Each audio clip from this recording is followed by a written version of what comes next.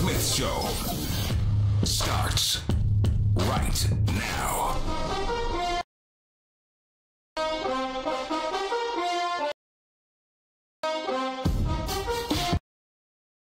Continue to pile up. The wreckage continues to mount in the snarling traffic accident that is the Pittsburgh Steelers. And Antonio Brown, well, he's standing on the shoulder of the road smiling. He's the first car to hit its brakes on this highway that is the NFL. And why is everybody so afraid to tell the truth about Magic Johnson? I'm not. It's the Stephen A. Smith Show on ESPN Radio, the ESPN app, SiriusXM Channel 80, and on ESPN News. It's Will Cain, his buddy from First Take, his sometimes nemesis, and his encore on ESPN Radio. I'm usually following Stephen A. 3 to 6 Eastern on ESPN Radio, ESPN app, and ESPN News. Filling in for Stephen A. today as he takes a little rest and takes the Masters in and gets ready for the first round of the NBA playoffs. Would you want Antonio Brown on your team? Would you want this saboteur, this cancer? Would you want this train wreck on your team? You can give me a call on the Shell Pennzoil Performance line. It's 888-729-3776. We're going to get to Magic Johnson in just a moment and why everybody's so worried about being liked by one of the most likable guys in the NBA. And we start with Straight Talk, brought to you by Straight Talk Wireless. Best phones, best networks, no contracts. I got to tell you, I would want nothing to do with Antonio Brown. Nothing. I don't want an arm's length distance. I want a football field's distance. I'd like several thousand miles distance between my franchise and Antonio Brown. Out there in Los Angeles, you've seen these videos. You've seen the news coverage from time to time of these impossible to understand traffic accidents.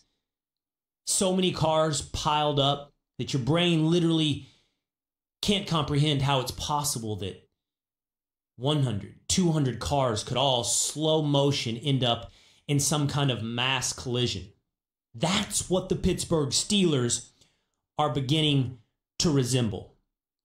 It started with Ben Roethlisberger versus Antonio Brown. Perhaps Antonio Brown against Mike Tomlin. Maybe Antonio Brown against the Rooneys and ownership and management and Kevin Colbert in Pittsburgh. But it then, as you know, in the last couple of days, spilled over into Twitter drama between AB and Steelers wide receiver Juju Smith-Schuster. And now, two more cars enter the wreckage. Late last night, former Steelers running back Rashard Mendenhall took to Twitter. And he said the following. He said, "All right, I'll end the mystery." I'm quoting now from Rashard Mendenhall's Twitter feed. "B's racist and AB84 is black." He's talking about Ben Roethlisberger. Steelers Super Bowl winning Hall of Fame quarterback Ben Roethlisberger. B's racist and AB84 is black. He had to catch balls from a racist quarterback. Every honest player knows it. It's not a big deal. He was just supposed to take his lickings and move on like a slave for real. Mendenhall went on to say these following things on Twitter as well. "By no stretch am I saying AB84 is without guilt this offseason. I just hope to see more compassion and examination for a guy who gave everything he had until he couldn't bring himself to do it for even one more game." Now, to that commentary by Rashard Mendenhall, then current Steelers offensive lineman Ramon Foster went to social media and he had the following to say. He said, "Moving forward, any former player or affiliate of the Steelers who has an issue with anyone still in the locker room, please contact me or Marquise Pouncey or anyone else you feel you can talk to. Whoever you have an issue with, we will get their number so you can address them. I promise. These media takes might give y'all good traffic on your social media outlets, but the guys still in that locker room, who y'all still know personally, have to answer for those comments." Ramon Foster asking that players and former players that have commentary on the drama, the soap opera, the interpersonal dynamics of the Pittsburgh Steelers, please keep it in-house. Please air it out internally. This after Rashard Mendenhall says Ben Roethlisberger is racist. Now, I can't comment on Whether or not Ben Roethlisberger is a racist, I don't know. I haven't met the man. I haven't been in the locker room with the man. I also don't know Rashard Mendenhall, and I can't trust simply his accusation. I know for one thing, it's an accusation that's thrown around readily today. It's an accusation used to be the sort of winning argument in any debate. Roethlisberger may be, he may not be. But I do know this. The Steelers are an absolute 64-car pileup. They are a nightmare. And it's absolutely shocking how many individuals have contributed to this drama. How many current and former players in Pittsburgh are willing to go into the public sphere and throw each other under the bus. And it leaves you coming away with a couple of conclusions about three different guys. At a minimum, three different guys involved in this drama. Let's start with Ben Roethlisberger. Let's start with the Super Bowl winning Hall of Fame quarterback. To assume at this point that Ben Roethlisberger is somehow blameless in the overall drama in Pittsburgh, set aside the racist accusations, I can't address that, but I can address the overall dysfunction, locker room drama, players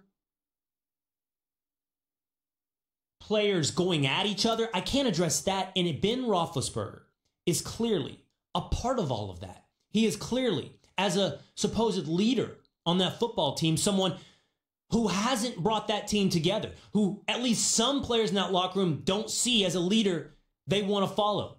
Ben Roethlisberger is clearly somebody who shoulders some of the blame of the dysfunction and drama in Pittsburgh. You know who else is? Number two, Mike Tomlin. Mike Tomlin is an extremely likable coach. It seems like many players who played for him want to. He's a player's coach. But the buck has to stop somewhere. And the head coach is a pretty good place to look. When you have this much going on around you, when you have this much absolute dysfunction, don't you start to look at leadership at some point? Don't you start to look at the person who's supposed to be in charge and bring these guys all together? Don't you at some point have to stop the buck at the head coach? Mike Tomlin is in no small part someone that shoulders blame for this drama and dysfunction in Pittsburgh. But the primary mover, the person that first hit their brakes on the freeway, the person that set all of this in motion, the one who's primarily to blame, is Antonio Brown. He is the one walking away like in Stella got her groove back with like a match she's thrown over her shoulder into an absolute engulfed in flames wreckage behind him. He is the one smiling as he walks away, having caused or exposed most of this dysfunction. Think about the names, the reputations, the relationships that Antonio Brown was willing to sacrifice, willing to go at. For what? For money? For a trade? For what? For his ego? Starts with the Rooneys and ownership in Pittsburgh. Antonio Brown was happy to go after them. So they'd never invited him to their house. Insinuated they treated him different than they did other stars on the team. Then it went to Kevin Colbert, who, yes, gave a stupid explanation about why Ben Roethlisberger should be the leader, talking about 52 kids. You don't call grown men kids, but that's just another in the long list of people that Antonio Brown was willing to go after in his interview with Jeff Darlington here on ESPN. Of course, there's also Ben Roethlisberger. But that's not all. There's head coach Mike Tomlin. From airing on Facebook private meetings as Tomlin's asking the team not to take to social media, not to share their information, there's Brown doing it in real time. Not falling in line for his coach, not supporting his coach. And then I think perhaps the most damning for Antonio Brown, this past week, going after Juju Smith-Schuster. Juju Smith-Schuster, who, from what we can tell, all he had ever done was ask Antonio Brown for advice. But you know what Juju made the mistake of doing? Well, having somebody else on Twitter ask Antonio Brown about how good Juju Smith's gotten. And Antonio Brown's out here then putting him down because somebody dared to question his greatness, because somebody dared to question who was the leader on that team. There's nobody. There's no teammate. There's no reputation. There's no relationship that was safe from Antonio Brown's pettiness, from the wreckage that he would cause. And as more players enter the fray, from Ramon Foster to Rashard Mendenhall, this entire absolute 64-car pileup in Pittsburgh lays at the feet of Antonio Brown. I wouldn't want him on my team. I know how great a football player he is. I know he's perhaps the best wide receiver on the field in the NFL. I wouldn't want him on my team. I don't want anything to do with that. Anything to do with somebody who caused that kind of dysfunction for your franchise. And that's Straight Talk, brought to you by Straight Talk Wireless. Nationwide coverage on America's largest and most dependable 4G LTE networks. You can give me a call. Would you want Antonio Brown on your team? 888-729-3776. It's Will Cain filling in for Stephen A. Smith today on the Stephen A. Smith Show on ESPN Radio. I was on vacation a little bit earlier this week. I took a nice little spring break, or at least half a week with my family. And man, did I miss out on some good sports drama. Man, did I miss out on stuff. I cannot believe what I heard from Magic Johnson. I cannot believe what I saw in Los Angeles. That press conference, that conversation he had with ESPN's Rachel Nichols, him walking away from his job was absolutely weak. And I cannot believe it came from Magic Johnson. Look, I think everybody wants to be liked. Well, now you're in this business or you're doing what you do in your job, in your personal life, wherever. Everybody wants to be liked. Anybody tells you they don't care about being liked, they're lying. Now, we may all have different priorities. It may come down to a different pecking order for you. I know for me, being liked probably doesn't make my top 5. I mean, it's much lower than being right, being trusted, doing the right thing, telling the truth. Those things are all way more important to me than being liked. And I understand they actually inhibit being liked. Telling the truth is one of the worst things you can do if you want to be liked. And I think a lot of people want Magic Johnson to like them. I think a lot of people in this business don't want to pass a harsh word on Magic Johnson, don't want to criticize. But what we saw go down in LA over the last 2 days was embarrassing. It was weak. It was the opposite of we talk about responsibility and toughness. It was the opposite of fighting through a tough situation, seeing your commitments out. It was the opposite of looking somebody in the eye and if not doing your job, at least admitting to them that you can't or won't and telling them you're walking away. Magic, who I would love, who I like, who I would love to like me. He did the opposite of what you're supposed to do. Let's listen to a little bit of what he had told Rachel Nichols when they sat down and talked with each other about his decision. Take it away, Kat. You look so happy right now. I am happy.